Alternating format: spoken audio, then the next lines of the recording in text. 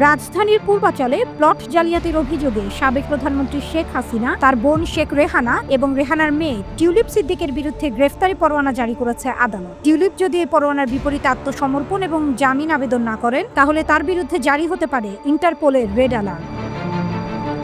আগামী 27 এপ্রিল পর্যন্ত আদালত তাকে সময় বেঁধে দিয়েছেন। এর মধ্যে উপস্থিত না হলে ইন্টারপোলের সহায়তা চাওয়া হবে বলে দুর্নীতি দমন কমিশনের এক কর্মকর্তা ব্রিটিশ সংবাদ মাধ্যম ডেইলি মেইলকে জানিয়েছেন। গ্রেফতারি পরোয়ানার পর টিউলিপ মুখ খুলেছেন। তিনি দাবি করেছেন তার বিরুদ্ধে রাজনৈতিক উদ্দেশ্যমূলক ক্যাম্পেইন চালানো হচ্ছে।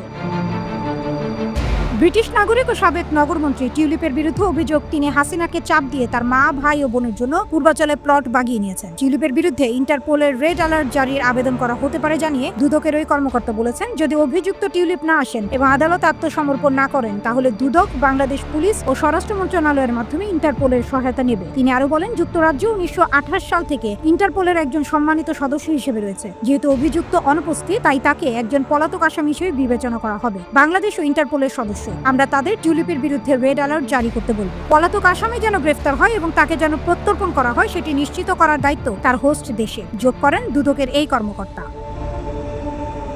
এদিকে বাংলাদেশে হওয়া মামলাগুলো লড়তে টিউলিপের আইনজীবীদের আনুষ্ঠানিক অনুরোধ জানানো হয়েছে। যুক্তরাজ্য টিউলিপকে প্রত্যর্পণ করবে। যুক্তরাজ্য ও বাংলাদেশের মধ্যে প্রত্যর্পণ চুক্তি রয়েছে। যুক্তরাজ্যে 2টি প্রত্যর্পণ তালিকায় রয়েছে বাংলাদেশের নাম, যার অর্থ তার প্রত্যর্পণের বিষয়ে কোনো সিদ্ধান্ত নেওয়ার আগে মন্ত্রী এবং বিচারকদের স্পষ্ট প্রমাণ দিতে হবে, আর প্রমাণ পেলে তাকে বিচারের মুখোমুখি করতে প্রত্যর্পণ করা হতে পারে।